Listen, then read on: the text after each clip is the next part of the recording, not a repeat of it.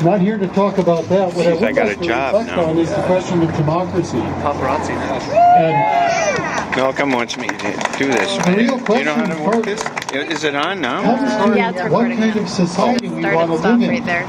We believe in a society where Okay. the citizens can say what they get up want there to next to have another- in a landscape, how they want the land managed. And do they have a right then to expect that their wishes will be respected? The law says you don't have a right to expect that. It says government has the right to tell you what is going to happen. I really believe you have a moral right to expect that. That's right. And that's partially, that's as much an issue in the controversy around this plan as it is about land management itself. Land use planning is a way that the society gets together and talks about how they want their public land managed. And the question that this process has raised is this to be a process done by politicians and bureaucrats, or is it a process by which people register what they want and can make it stick?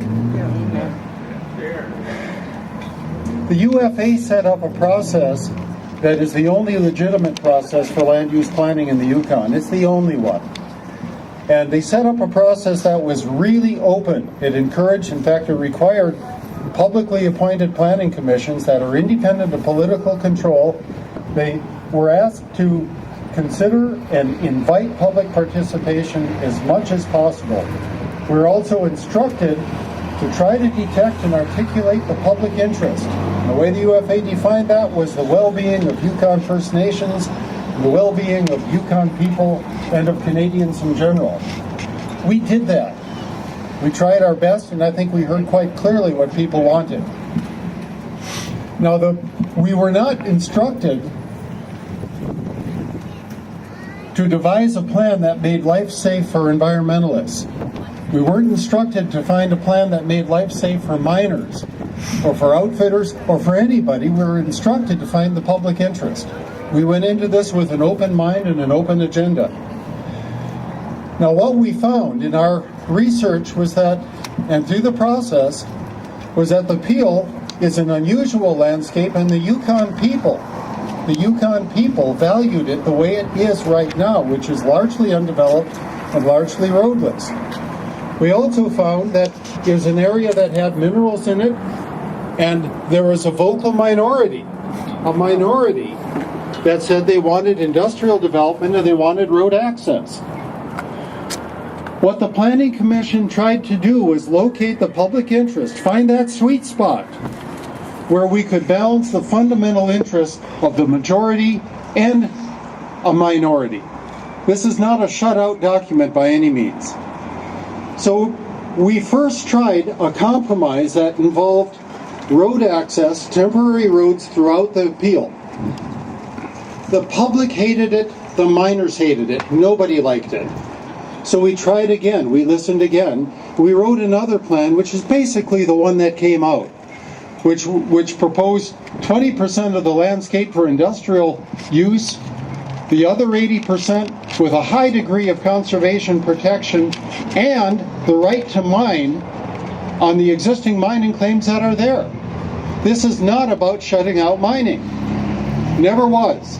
Don't let it be said that this plan is banning mining. Another thing that I've heard time and again is that this plan would be expensive because the miners would have a right to claim compensation. That's nuts.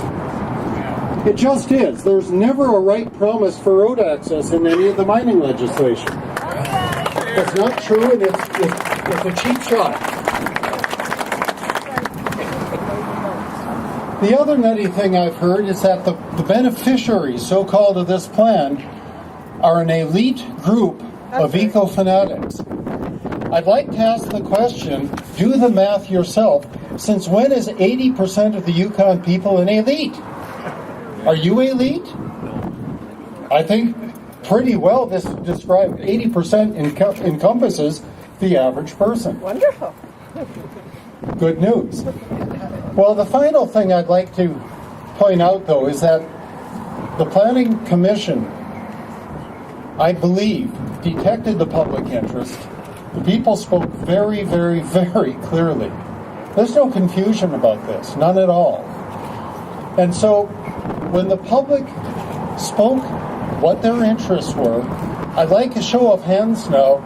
Who out there believes that the people in there know your interest better than you do? I don't see any hands raised.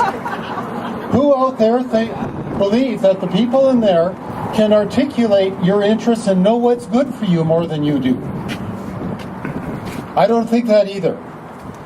So we have a question of democracy here, of how you make your opinions register and whether you've got a right to make them stick in the management of public lands. We tried, and I believe the plan balances the fundamental interests of all parties pretty well.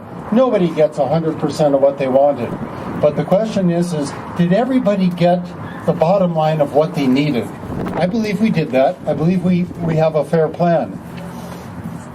So we're now down to an issue now where it's frankly I'm at loss for words unusually to know what to do next, because the people have spoken very clearly, and we have a party that's been elected that is saying that with 40% of a vote in which 60% of the people voted, they have a mandate to impose their will on you.